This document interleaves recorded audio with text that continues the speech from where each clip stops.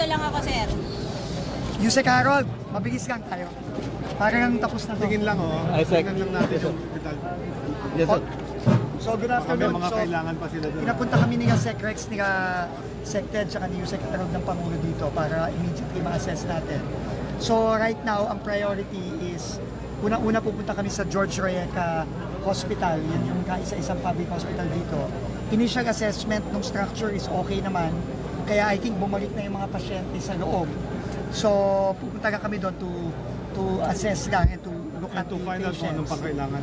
Tapos, yung Buhayan Bridge na critical sa Gensan, tinignan ko na kanina, okay din siya.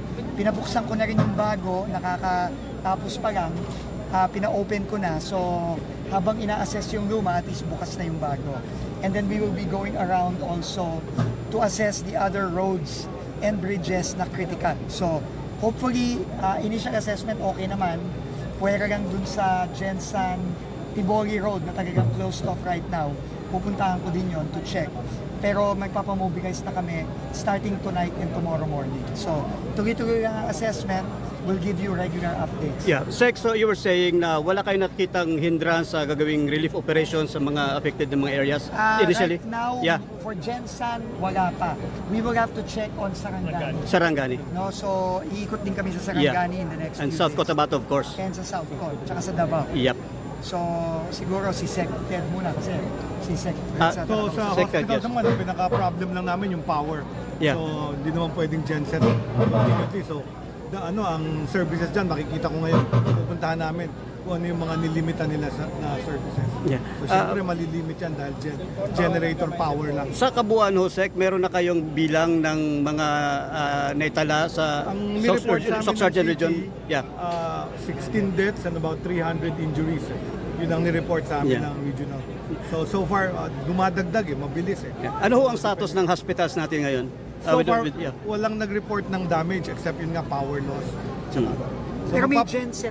may genset yan. So, may temporary power. The gensets kasi cannot power 24/7. Yeah, of course. Hindi siya po pwede. So, ipapatayin mo rin yun Yeah. Otherwise, mag-overheat. Sec Rex siguro. Yeah, so Correct. kami, on our side, sinabi na namin, Mindanao-wide, we have around 1 million family food packs. Nationwide, that's 5 million.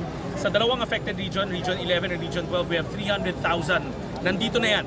So sabi ko nga sa mga local government units, pwede nila kunin ng kunin. Yeah. Pangalawa, as always, we're already looking for the recovery side. Pinaghandaan na rin namin yung emergency cash transfers.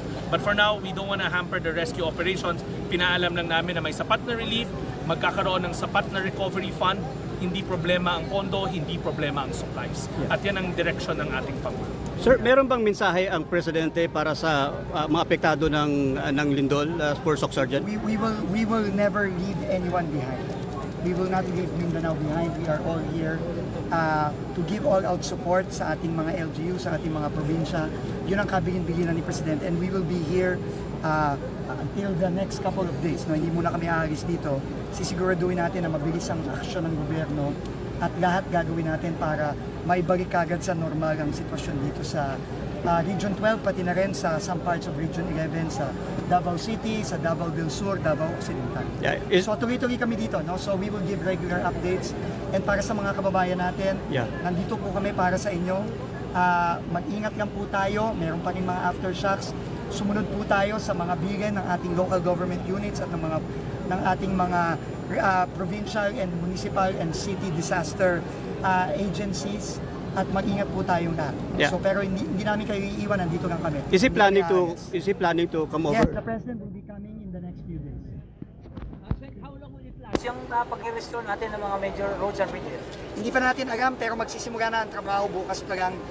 Immediately nag-order na tayo ng repair work starting tomorrow morning. Okay, thank you. Yep.